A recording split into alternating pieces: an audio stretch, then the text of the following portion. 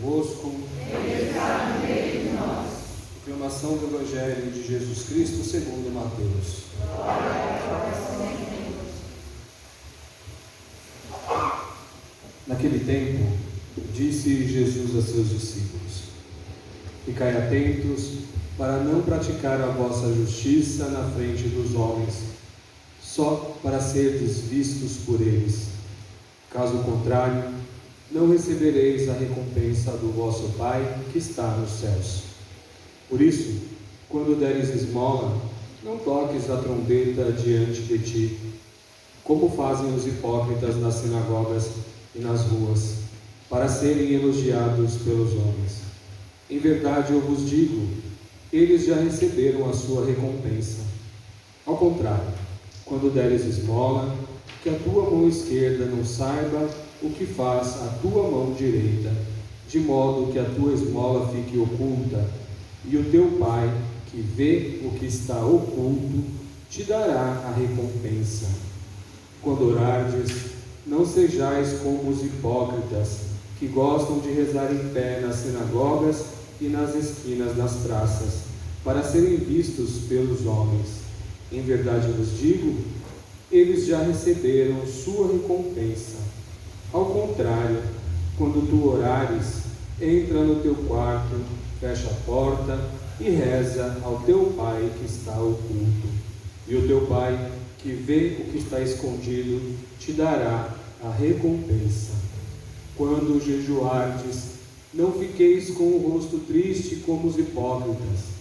Eles desfiguram o rosto, para que os homens vejam que estão jejuando.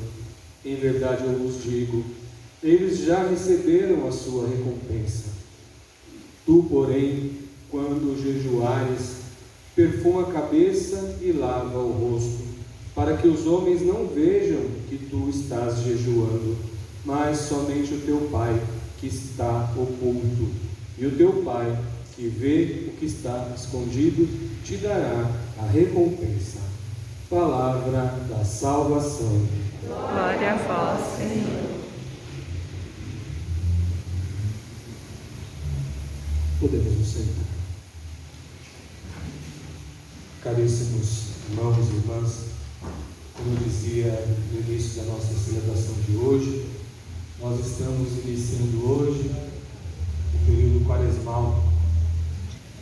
O período dura 5 semanas. E com isso, nós iniciamos os nossos exercícios quaresmais.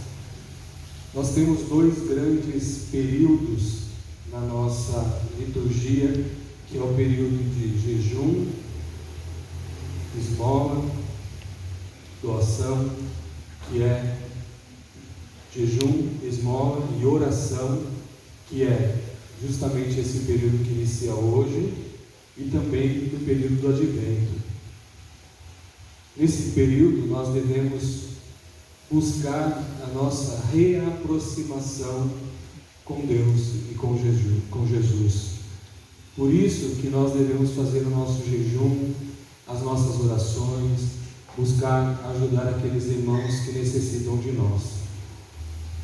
E na primeira leitura da profecia de Joel, é um grande convite a um retiro espiritual, que ele diz: voltai para mim com todo o vosso coração, com jejuns, lágrimas e gemidos, rasgai o coração e não as vestes. Ou seja, é o que Jesus vem dizer no Evangelho. Nós devemos rasgar o nosso coração e não as vestes. O que ele quer dizer com isso? Que nós devemos fazer os nossos jejuns, as nossas orações, mas no nosso coração, e não com as vestes. Nós não devemos andar com roupas rasgadas para mostrar que estamos fazendo jejum e oração. Nós devemos fazê-lo no nosso coração, não para que os outros percebam, mas Deus sabe o que está oculto em nós, e nós não precisamos mostrar aos outros que nós estamos fazendo isso, porque Deus sabe o que nós estamos fazendo, né? Então, quando nós fazemos isso, Deus nos perdoa. Essa primeira leitura, ela segue nos mostrando tudo que nós devemos fazer. Então é um verdadeiro convite para um retiro espiritual, principalmente um retiro quaresmal, né? Ele vai nos mostrando: prescrever jejum sagrado, convocar a assembleia, congregar com o povo, ou seja, rezar com o povo, realizar cerimônias de culto, reunir os anciãos. Então, ou seja, é tudo aquilo que nós devemos fazer nesse tempo: jejum, oração, doação.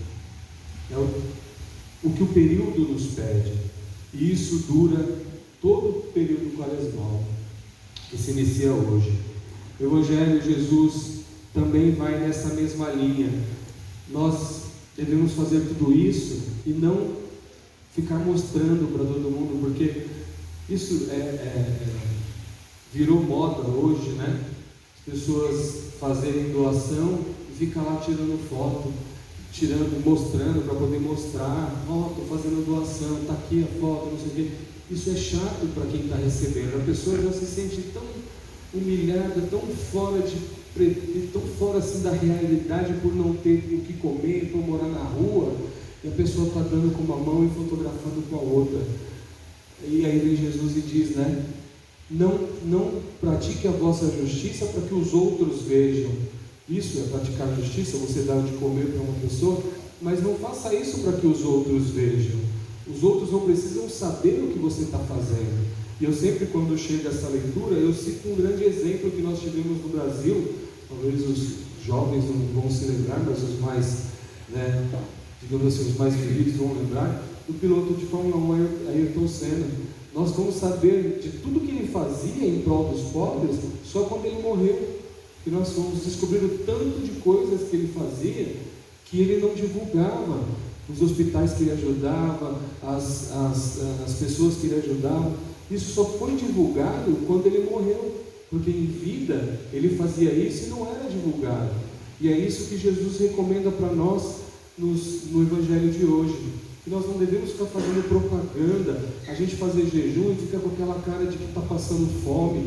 Não, quando a gente fazer jejum, a gente deve perfumar o rosto, colocar uma roupa bonita e sair, porque é assim que deve ser feito. E fazer jejum, uma outra coisa, né? Muitas vezes, a gente não sabe o que é fazer jejum. Fazer jejum, um exemplo: vou ficar agora, durante a quaresma, vou dizer que eu vou ficar 40 dias sem comer carne. Aí chega lá na Páscoa, eu pego e faço um churrasco. Eu não fiz jejum, eu fiz economia, porque eu deixei de comer carne 40 dias e cheguei lá na Páscoa, eu fiz aquele churrasco com o dinheiro que eu deixei de comer carne. O meu jejum é verdadeiro quando eu pego esse dinheiro dos 40 dias que eu deixei de comer carne, sei lá, eu ia gastar R$100 nesse período. Eu pego esse dinheiro e dou para quem precisa, dou para o pobre. Aí eu fiz jejum. Vou ficar 40 dias sem tomar cerveja. Quanto que eu gastaria de cerveja nesses 40 dias? R$100, R$50 que seja, R$20 que seja. Então eu pego esse dinheiro e dou para o pobre. Porque se eu não faço isso, eu não fiz jejum, eu fiz economia. Eu deixei de gastar, só que quando acaba a quaresma, o que eu faço? Vou lá e tomo tudo isso de cerveja. Eu não fiz jejum. O nosso jejum de verdade é assim que se faz.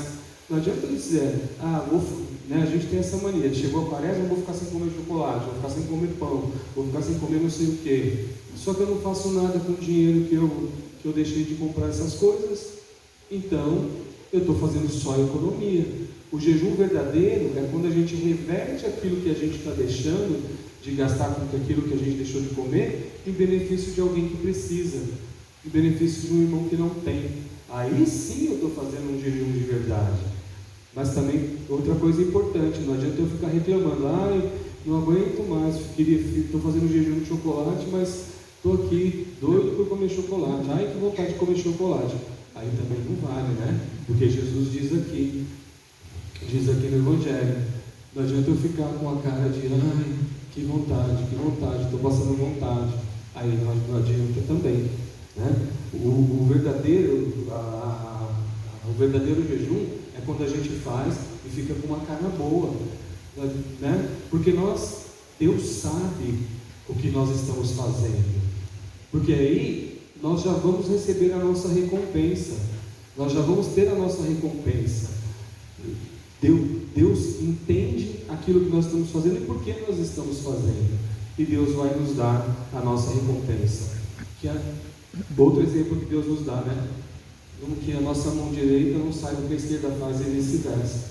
Então a gente não precisa ficar anunciando, tocando trombetas, né? Quando a gente rezar, a gente não precisa ficar indo em praça pública, gritando e batendo no peito, e Deus não é surdo. Deus não é surdo, igual infelizmente fazem alguns dos nossos irmãos de outras religiões, né? Pegam a Bíblia e ficam lá no meio de praça pública e bate, e pula e não sei o que. Não precisa disso. Infelizmente, dentro da nossa própria igreja, acontece isso às vezes também, uma gritaria que parece que não é assim que reza. Não é assim. É do jeito que a gente sabe. E Jesus diz aqui: vai lá no teu quarto, tranca a porta e reza baixinho. A gente não precisa fazer escândalo para rezar, né? E Jesus entende a nossa forma de rezar. A gente nem precisa de fórmulas prontas como as nossas orações, né, que nós já conhecemos. É o nosso jeito de falar, o nosso jeito de rezar, pode ser do jeito que a gente souber.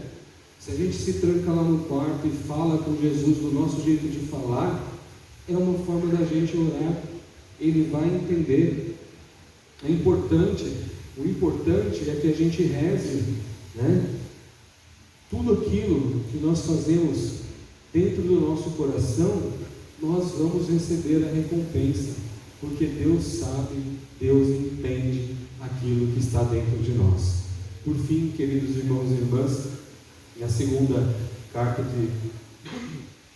de São Paulo aos Coríntios, ele diz aqui que nós somos embaixadores de Cristo, e é Deus mesmo que exorta isso através de nós.